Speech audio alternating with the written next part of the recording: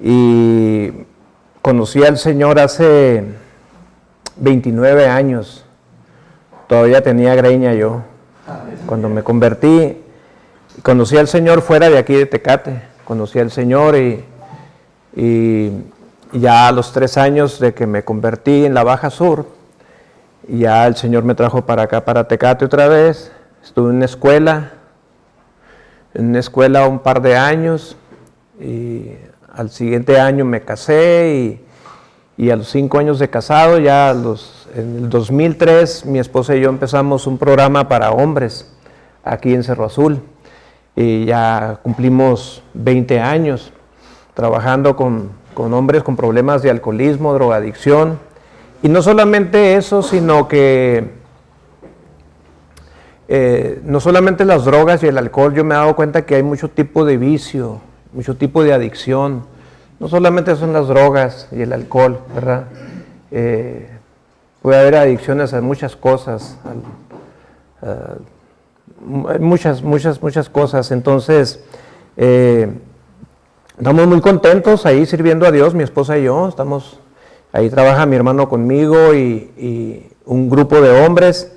Y hemos mirado la mano de Dios en todo este tiempo. A los 7 años de trabajar en el programa, algo que no teníamos pensado, se abrió una congregación. Se empezaron a añadir ahí familias de los mismos hombres que llegaban al programa y empezó una congregación. Pero yo el primero los corría, llegaba la familia ahí, no, váyanse a una iglesia, ustedes váyanse a una congregación, ¿verdad? Pero al final de cuentas, pues ahí gente nos empezó a seguir y ya tenemos ahí una iglesia, ¿no? Una congregación, pero no estaba en mi mente pastorear una congregación con familias, ¿verdad? Entonces, quiero compartir con ustedes aquí en el libro de Santiago, en la carta de Santiago,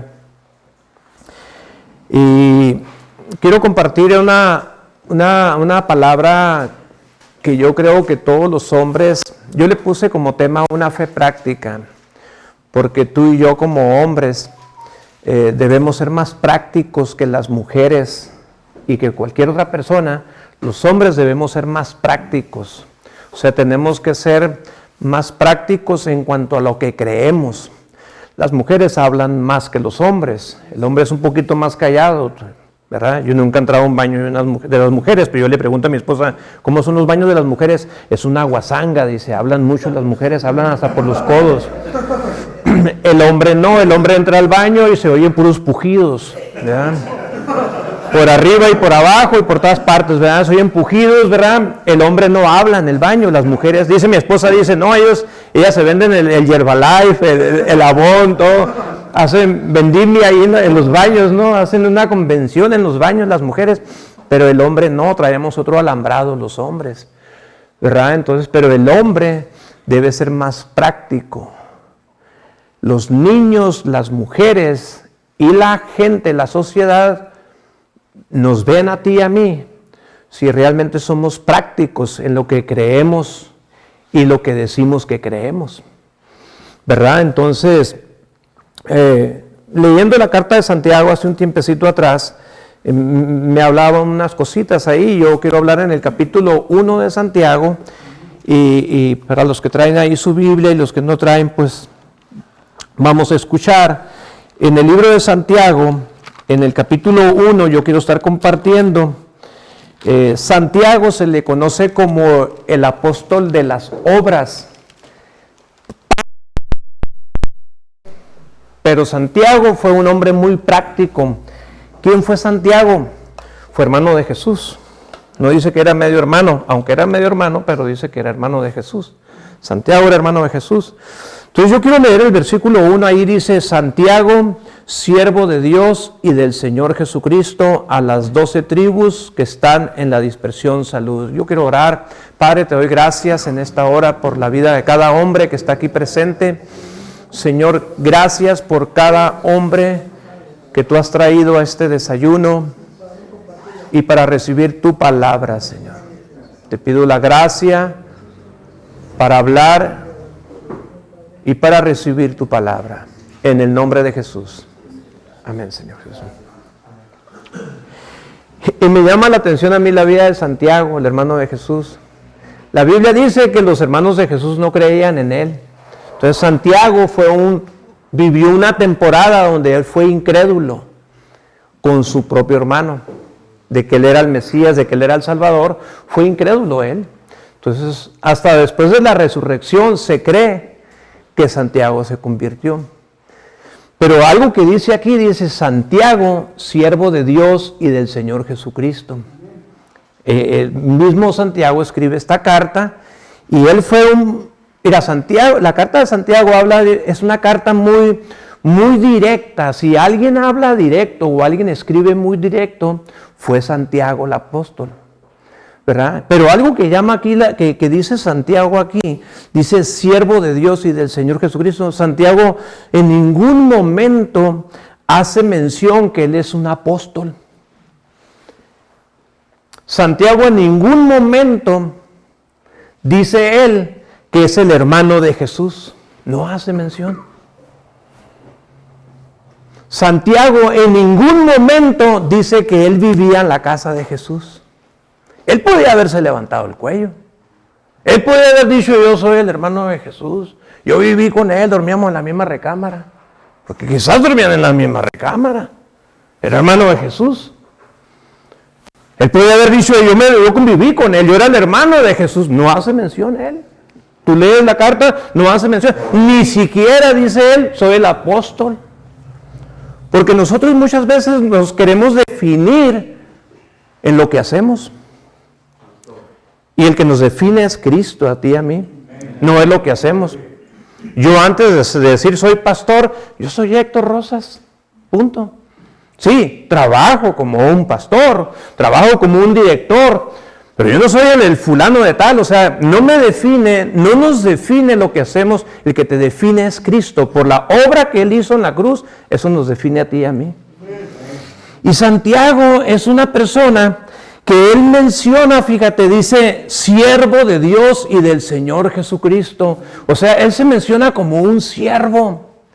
La mayoría de las veces que la Biblia habla de un siervo, la mayoría de las veces no viene ni el nombre de la persona, porque el siervo es anónimo. El siervo sirve, punto. No se anda parando el cuello que yo soy el que hice esto, yo soy el que hice lo otro. No, el siervo es anónimo, punto. No es muy reconocido su nombre. Y Santiago, él se cuida mucho del orgullo. Porque todos batallamos con el orgullo. Todos los hombres. Una vez hubo una conferencia sobre el orgullo y terminó el conferencista hablando del tema del orgullo y se acercó un hombre y le dijo, muy buena conferencia, predicador, muy buena conferencia, dice, pero gracias a Dios, dice, la humildad es mi fuerte, dijo él.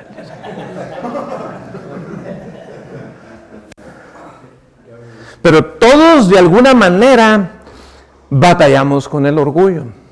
Y Santiago se cuida del orgullo él mismo. De hecho, él mismo en Santiago 4, versículo 6 dice, pero Él da mayor ayuda con su gracia. Por eso dice la Escritura, Dios se opone a los orgullosos, pero da gracia a los humildes. O sea, Santiago, yo creo que él aprendió de Jesús. Cuando Jesús dijo, manso y humilde de corazón, y hallarán descanso para su alma. Y Santiago aprendió y tuvo mucho cuidado. Santiago se cuidó de ser una persona arrogante y orgullosa.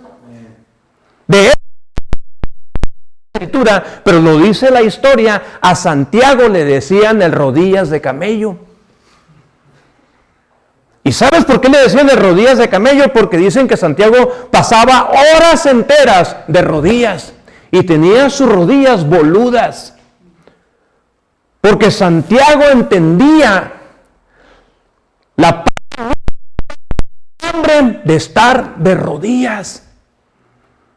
Yo recuerdo que un pastor a mí me dijo hace años, me dice, un niño, no le impacta tanto mirar a sus hermanos o mirar a su mamá de rodillas, pero le impacta muchísimo a un niño cuando ve a su padre Eso impacta muchísimo. Y Santiago fue un hombre humilde que le decían de rodillas de camello porque pasaba horas. Entendía la parte de ser una persona humilde. Una persona humilde, una vez una persona me decía, estábamos en el programa y andaba una persona ahí sucio, desarreglado, y dijo, ay, mira, qué humilde. Ese no es humilde, es poco shower, no se quiere bañar. Sí, porque nosotros muchas veces pensamos que es una persona humilde, pero eso no es humildad. Entonces, una persona pueda, y ahorita vamos a hablar un poquito más, fíjate, Santiago 4:7 dice, así que humíllense delante de Dios, resistan al diablo y Él huirá de ustedes.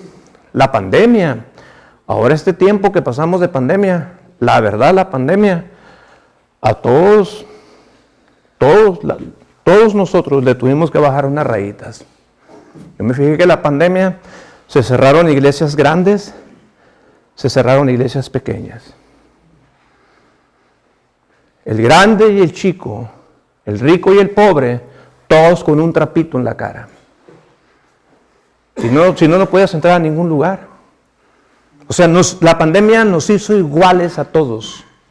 ¿Sí o no? A todos nos hizo iguales. O sea, nos tuvimos que bajar unas rayas ahora en el tiempo de pandemia. El famoso, el anónimo con el trapito en la cara. A todos de alguna manera, o sea, nos hizo iguales. Proverbios 6:16 dice, 6 cosas aborrece Jehová. Voy a mencionar solamente la primera. Y aún 7 abomina su alma, los ojos altivos y la lengua mentirosa. O sea, si algo Dios se opone, si algo a Dios no le gusta de nosotros, es el orgullo. O sea, a Dios no le gusta que nosotros seamos arrogantes.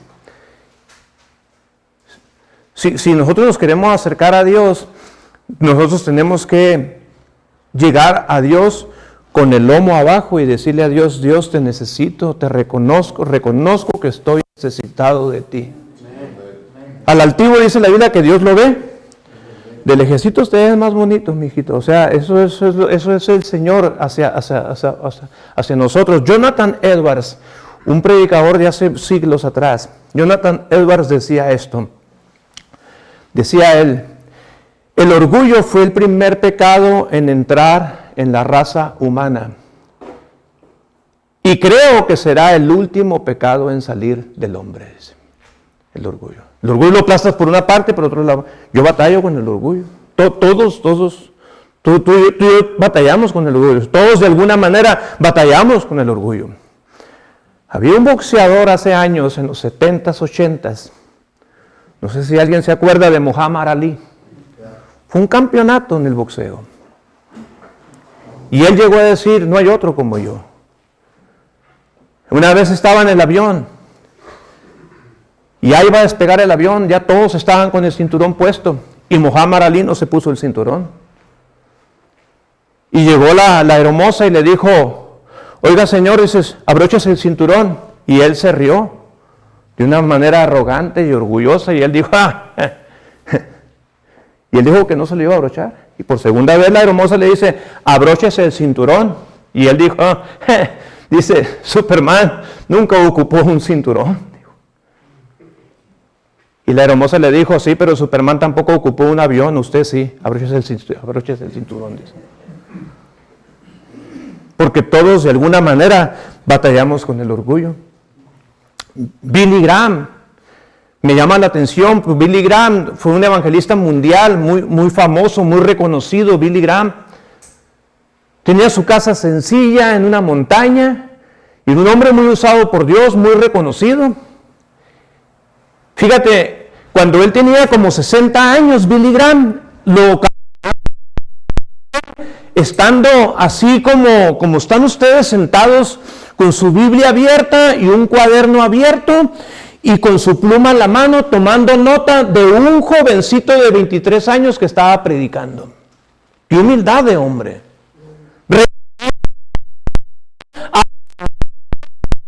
Años aprendiendo de un joven de 23 años y nosotros muchas veces decimos, ¿yo cómo voy a aprender de este chamaco?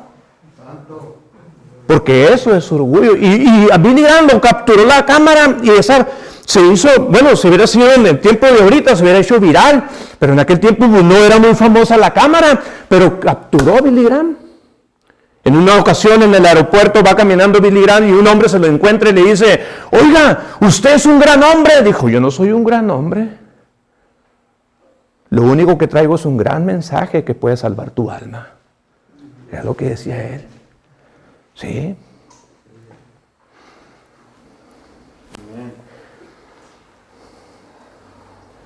El orgullo es competitivo, el orgullo no es compatible con el Espíritu Santo.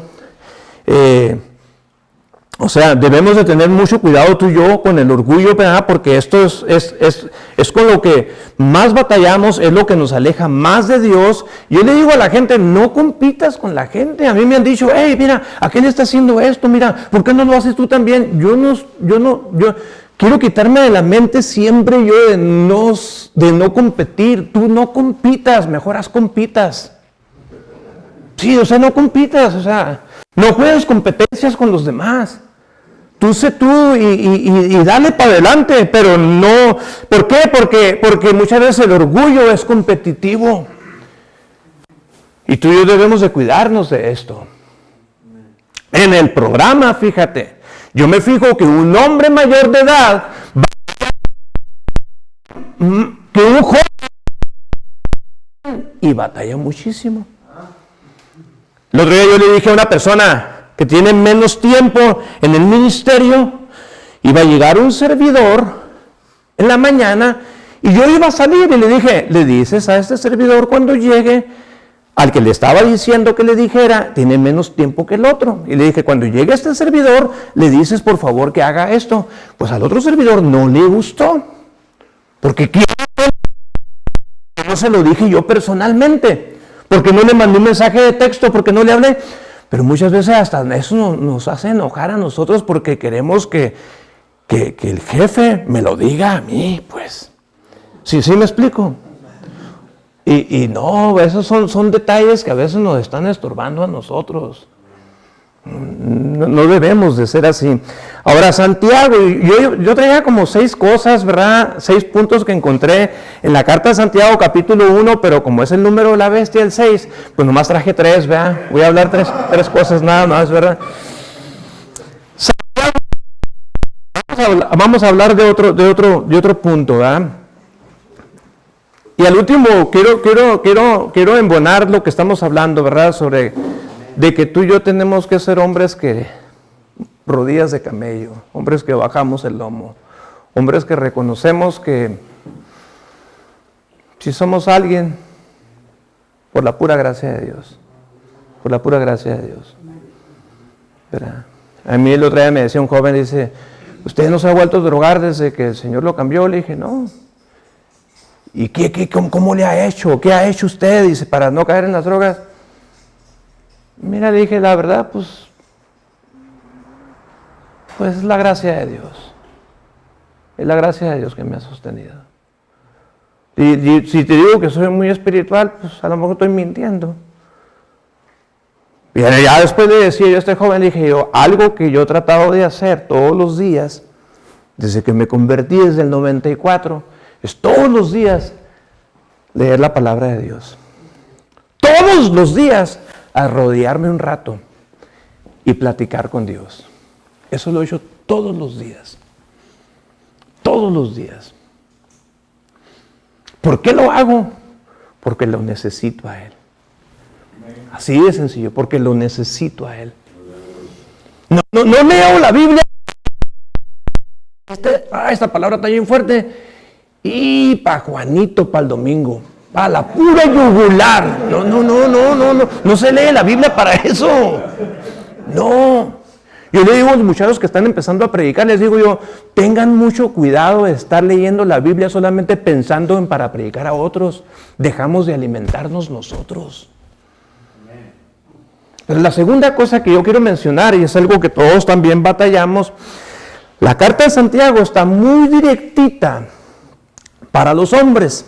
Santiago 1:12 dice así, dice, bienaventurado el varón que soporta la tentación, porque cuando haya resistido la prueba, recibirá la corona de vida que Dios ha prometido a los que le aman. Cuando alguno es tentado, no diga que es tentado de parte de Dios, porque Dios no puede ser tentado por el mal, ni Él tienta a nadie. Escucha bien lo que te voy a decir, Dios nos prueba, pero no nos tienta. El diablo tienta. O sea, el diablo nos va a poner tentaciones para caer. Entonces, aquí en Santiago dice prueba y habla de tentación. No porque Dios quiera saber cómo está tu vida o cómo está mi vida, no, porque Dios ya lo sabe. Cuando Él nos prueba es que Él quiere que tú y yo nos demos cuenta cómo estamos por dentro. Ahora en el tiempo de pandemia mi esposa casi se me andaba muriendo. Yo estoy pasando por una prueba. Y las pruebas es cuando tú te puedes conocer más a ti mismo, porque muchas veces no nos conocemos a nosotros mismos. Dios nos prueba. Escucha esto, Dios nos prueba para extraer lo mejor de nosotros. Pero el diablo tienta para extraer lo peor de nosotros. Dios nos prueba para exaltarnos. El diablo nos tienta para hacernos caer. Dios prueba, pero el diablo darte lo que tienes. O sea, siempre en una prueba va a venir el enemigo. Dios nos mete en una prueba. Por ejemplo, Dios mete a Jesús al desierto. El desierto es una prueba y Jesús entra a esa prueba por 40 días. Pero en esos 40 días, esa prueba aprovecha y viene y nos pone tentaciones. Porque en el momento que Jesús se sentía más débil, hay un pasaje donde dice que Jesús, cuando tuvo hambre, dice, vino el tentador, dice. En el momento más frágil, en el momento más vulnerable, viene el enemigo y te tienta. Elías, más cansado, que se sentía más deseado, vino el mensaje de Jezabel para quererlo arruinar. En el momento más difícil. Y eso nosotros debemos de tener mucho cuidado con los ataques, ¿verdad? Porque es cuando vienen los ataques, ¿no? Entonces, las pruebas, por ejemplo, en este tiempo de prueba, hace un par de años, mi esposa se estaba muriendo. Yo estaba atendiendo a mi esposa y de todo la estaba atendiendo. Y en ese tiempo de prueba es cuando venía la tentación sobre mi vida. A incitarme a hacer cosas indebidas.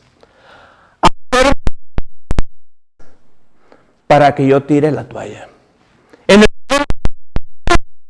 Como dice, me llovió sobre mojado. O sea, en un momento desesperante es cuando viene el enemigo y dice, ahorita es cuando te voy a tumbar a este. Y es cuando tú y yo tenemos que tener ahí en ese momento, decir, Dios, ayúdame. Es donde más otra vez tenemos que bajar el lomo y decirle, Señor, ayúdame. Yo no sé por qué prueba estás pasando, yo no sé por qué tentación estás pasando. Pero los hombres necesitamos un círculo de amigos, hombres con los que tú y yo nos podamos desnudar. Los hombres somos muy independientes y esto, volvemos a lo mismo, es orgullo. Al hombre tú le preguntas, ¿cómo estás? Bien, varón, en victoria. No es cierto. No es cierto. Mira, yo he mirado personas que van llegando a la congregación con la esposa atrás porque muchos la dejan atrás. La dejan atrás como 3, 4, 5 pasos atrás. Y van llegando, yo los he saludado en la congregación y en otras congregaciones los he saludado en la puerta y le digo, ¿cómo estás? Y el hombre con un machismo mexicano, ¿verdad? Y decimos, en victoria. No es cierto, anda batallando el viejo. Porque los hombres muchas veces no somos honestos. En ese momento, cuando yo estaba en esa prueba, yo jalo a 3 hombres, porque hace muchos años mi pastor me dio un consejo, dice, Ten 3 íntimos cerca de ti, con los que tú puedas confiar, en los que tú te puedas abrir, en los que tú te puedas desnudar, con los que tú puedas confesar tu realidad que estás pasando. Jesús en el Getsemaní, escucha esto, Jesús en el Getsemaní, estando en un momento muy difícil, dice la Biblia que Jesús estaba angustiado hasta la muerte. Fíjate, Jesús, el buen pastor por excelencia, está angustiado hasta la muerte y él llega con sus 3 hijos, dice, estoy... O sea, él se abre, Jesús, se abre. ¿Con quién te abres tú? ¿Con quién te abres tú? Para hablar de tu sexualidad, para hablar con quién estás chateando, ¿por qué estás batallando tú? Claro, va a haber uno y que otro que te van a querer mirar de arriba para abajo, pero no importa, porque eso es humillarte delante de Dios, y Él te va a exaltar cuando fuere tiempo. Pero lo necesitamos. Los hombres necesitamos amigos de a neta, de a verdad, con los que tú puedas confiar y platicar con ellos y te puedas abrir de capa y decir, sabes que esto y esto y esto otro conmigo, que nos podamos abrir. Los pastores, con todo respeto, necesitamos amigos. Los pastores necesitamos amigos, oye, somos hombres necesitados. Hay veces que está la congregación y nos hemos tenido que arrodillar y decir, iglesia, oren por mí, estoy necesitado también, no porque sea pastor, o sea, soy la mamá de Tarzán, o sea, yo necesito también que oren por mí. Porque toda reunión te tienes que parar ahí, tienes que sonreírle a la gente, y yo no soy mucho de eso, de que cuando van a tomar la foto, que la sonrisa, no señor, me dice, ¿por qué saliste serio? Pues así me tomó la cámara. Porque si algo debemos de hacer los cristianos, nunca sonreír a la cámara como un fingimiento. Te toman la foto y ya te pones serio. No, señor. Tenemos que ser genuinos. Sí. Y un hombre en la Segunda Guerra Mundial, dijo esto. O de una agonía en el hombre, nunca será igual. O empeoras o mejoras. Después de una agonía, después de una enfermedad crítico de tu vida, el hombre es el mismo. O empeoras o mejoras. Pero nunca estarán el mismo estándar, el mismo nivel. Y tú y yo como hombres de Dios, cada vez que viene una crisis, y es el anhelo de Dios, cuando Dios nos mete en una prueba, es porque Dios quiere llevarnos a otro nivel. Quiere que tú y yo mejoremos en el nombre de Jesús. Como dice del desierto, dice, no lleno, dice, sino en el poder del Espíritu Santo. Sí. Y la tercera cosa que quiero mencionar con ustedes es esto. Vivimos en una cultura y una generación muy anarquista, no importa no obedecer. Ahorita vivimos en una cultura muy anarquista, la gente no quiere que nadie le diga lo que tiene que hacer, nadie quiere rendir cuentas, vivimos sin un pastor, o sea, no creemos en nada de eso. Algo que a mí me ha ayudado muchísimo, Sí, claro, que el Señor me haya perdonado, que el Señor me haya salvado. Claro que eso me ha ayudado, mi relación con Dios me ha ayudado bastante. Pero algo que a mí me ha ayudado muchísimo es tener un pastor. Aunque yo soy un pastor, no me puedo autodiezmar, no me puedo autorrendir cuentas yo mismo. Yo necesito a alguien que tenga orejas porque el pelo no puede jalármelo. Sí. Es algo que yo necesito. Algo que nunca ocupaba antes, pero ahora lo ocupo como. Y Santiago, lo que dice Santiago 1:22. Fíjate lo que dice, no solo escuchen la palabra de Dios, no solo escuchen la palabra de Dios, esto lo habla muy directo, dice, tienen que ponerla en práctica. O sea, Santiago, él es muy práctico, pues. Dice, no solamente tenemos que escuchar. La gente dice, qué buena prédica. Pues no se tiene que quedar ahí el asunto. Santiago dice, tienen que ponerla en práctica, dice. O sea, tenemos que obedecerla. Tenemos que hacerla, pues, la palabra.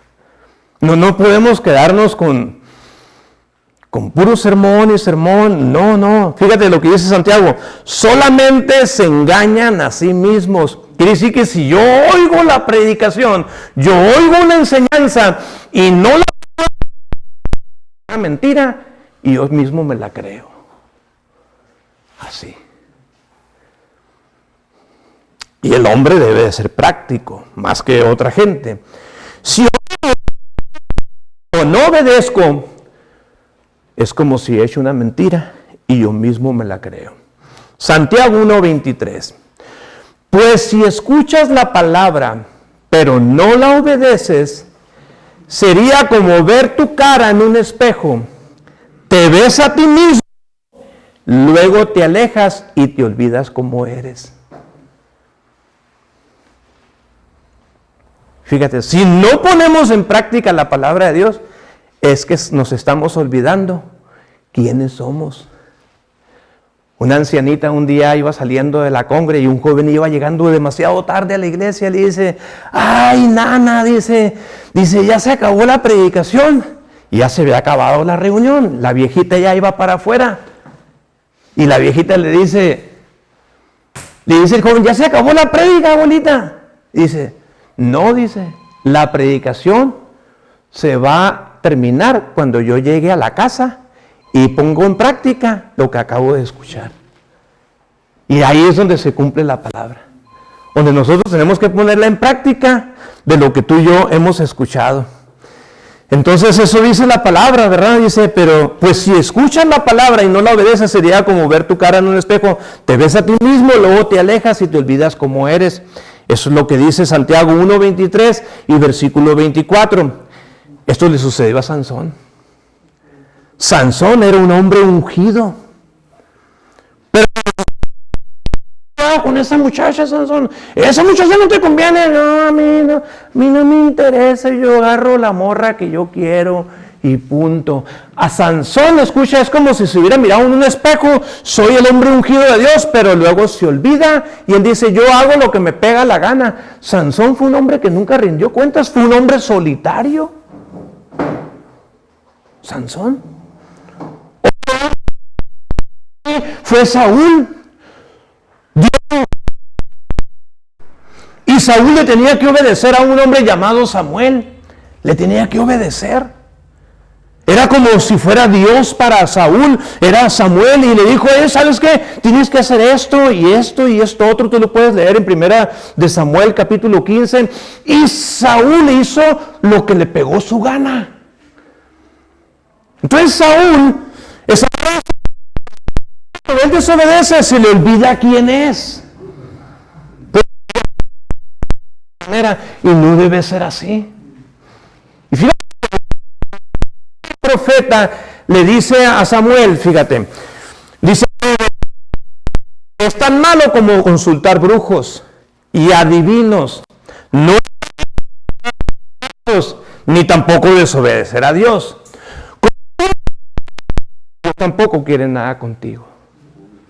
Se lo dice Samuel a Saúl. Dice brujos, igualitos. O sea, Dios, qué buena palabra. Eso es obediencia. Ustedes han escuchado un poquito del pecado de comisión y el pecado de omisión. ¿Sí han escuchado un poquito sobre eso? El pecado de comisión es, yo cometo adulterio, me metí con la mujer de mi prójimo, yo cometo usar drogas porque usé drogas y cometer, el pecado de comisión es meter la pata donde no la debes de meter, ¿no? El pecado de comisión. Pero es diferente. El pecado es no hacer lo que debemos de hacer. Que les digo, oye, tengo un mes que no has ido a la congre. Ay, no ando mal, dicen, y estás pecando de omisión. ¿Se acuerdan ustedes el tiempo de David que los reyes tenían que estar en la guerra? Y David cometió un pecado no hizo lo que tenía que hacer. Pero el pecado de omisión te pone solamente a un clic de distancia del pecado de comisión.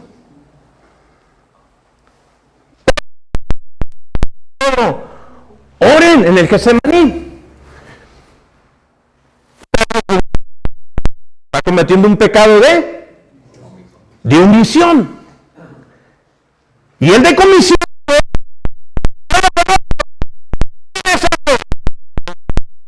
O sea, el pecado así del pecado de comisión.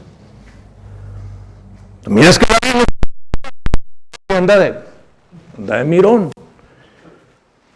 Y mira aquella Jaina que tiene cuerpo de guitarra eléctrica y se le antoja. ¿Y a poco no? O sea, el pecado. Y Santiago habla mucho de esto. De hecho, Santiago 4:17 dice: el que sabe hacer lo bueno y no lo hace, le es pecado. Entonces tenemos nosotros que no dejar de hacer lo bueno. No dejar de hacer lo bueno. Mucho. Como que nos cuidamos mucho nosotros del pecado de comisión. Es el que más se nota, el que más se palpa.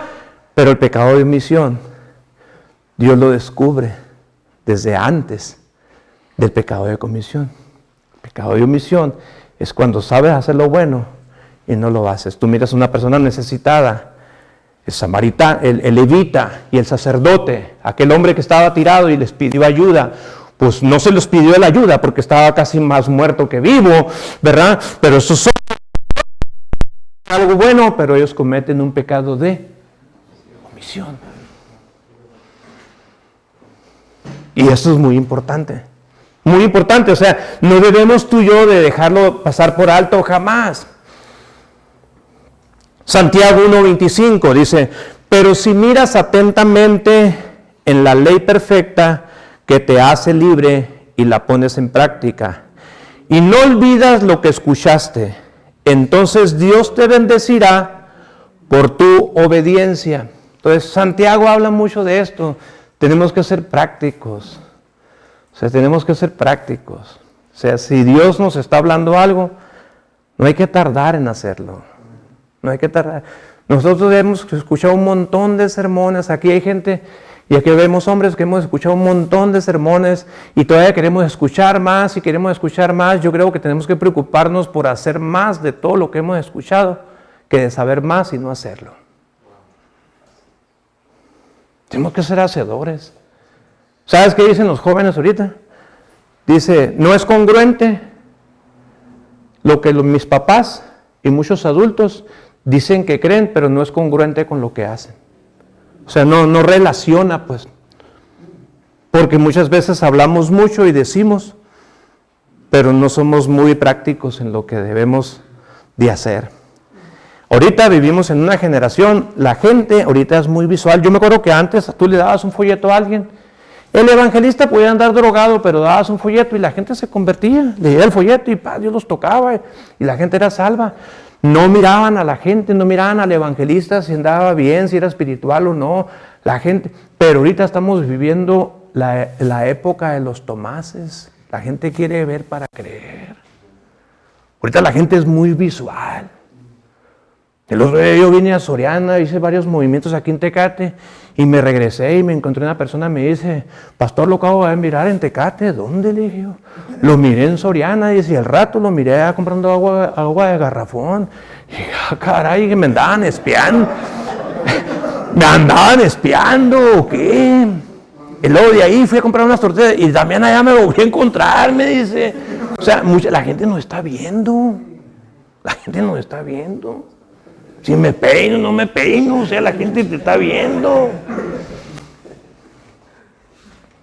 En el programa, ¿sí o no? Queremos ver que la gente haga las cosas. La ciudad de Tecate quieren vernos a los cristianos que estamos haciendo la tarea, que estamos haciendo el trabajo. Y termino yo con esto, Mateo 7:24, esa palabra las dijo Jesús clarito. Y esto encierra lo que acabo de decir del orgullo, de la tentación, de la prueba y de la tentación, y de lo último que acabamos de hablar. Fíjate, 17 en esos 3 capítulos es un solo sermón de Jesús, es un sermón espectacular. Sermón del monte que le mencionan. Jesús empieza a predicar en el capítulo 5 y alza la voz y empieza Jesús a predicar o a enseñar. Capítulo 5, 6 y en el capítulo 7 Jesús ya va aterrizando su mensaje. Ningún predicador como él. Y fíjate lo que dice.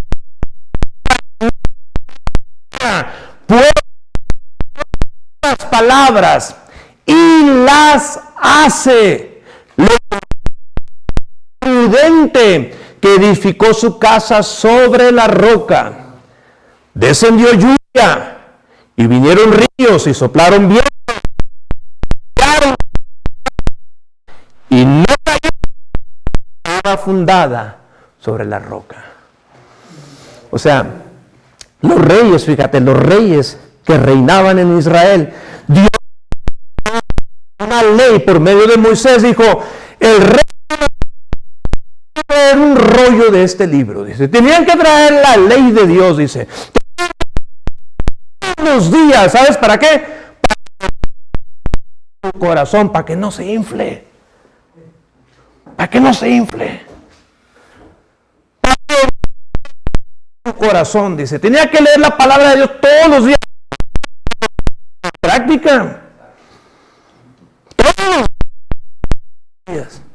Necesitamos volver a la pasión de la palabra de Dios.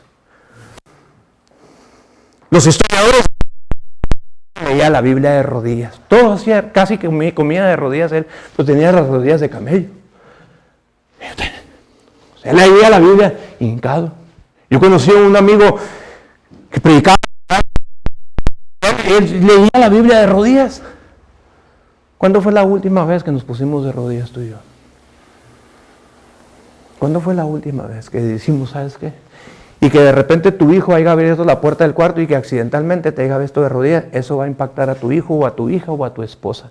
Impacta cuando un hombre baja el lomo y dobla sus rodillas.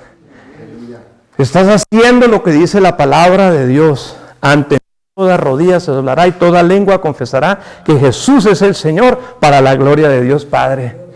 Dice la palabra, dice, y las hace. Esa palabra y las hace.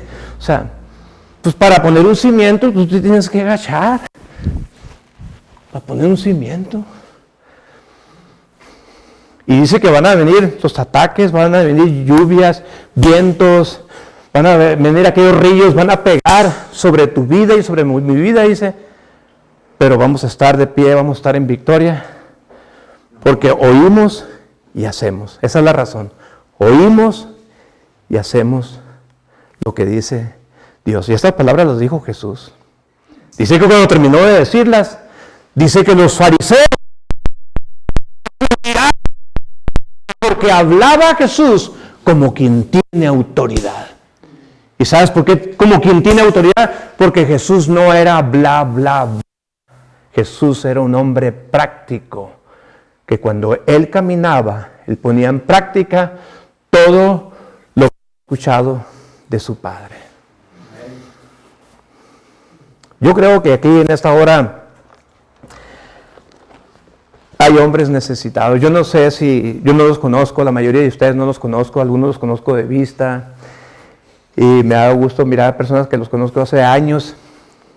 Pero quizás tú eres un hombre que necesitas a Dios. Necesitas a Dios. Y necesitas decirle a Dios, Dios, ven Señor, te necesito.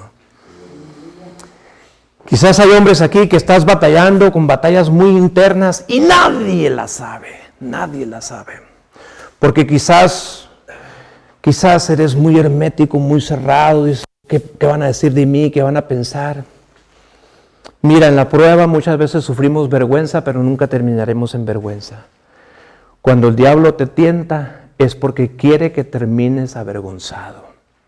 Pero Dios nunca va a querer que termines avergonzado. Vamos a pasar vergüenza. Mira, cuando mi esposa se estaba muriendo, me decían, pues ¿qué no tienen fe? Pues ¿qué están haciendo ustedes? ¿Por qué? ¿Cómo están haciendo las cosas? ¿Por qué está enferma? Y sufres ese tipo de cosas, comentarios que te hace la gente. Sufres. ¿Y sabes qué sentía yo? Vergüenza. Pero no estoy terminando en vergüenza. No estoy terminando en vergüenza. Jesús dice que sufrió la vergüenza en la cruz, pero no terminó en vergüenza. No creas que resucitó Jesús y diga, ay, tengo vergüenza. No, Jesús resucitó y se acabó. Porque Él se levantó de los muertos, dice. Y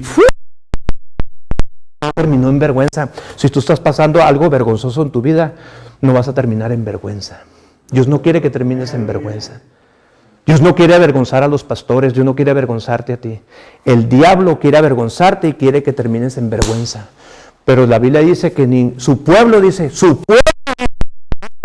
está avergonzado. ¿Por qué no nos ponemos de pie?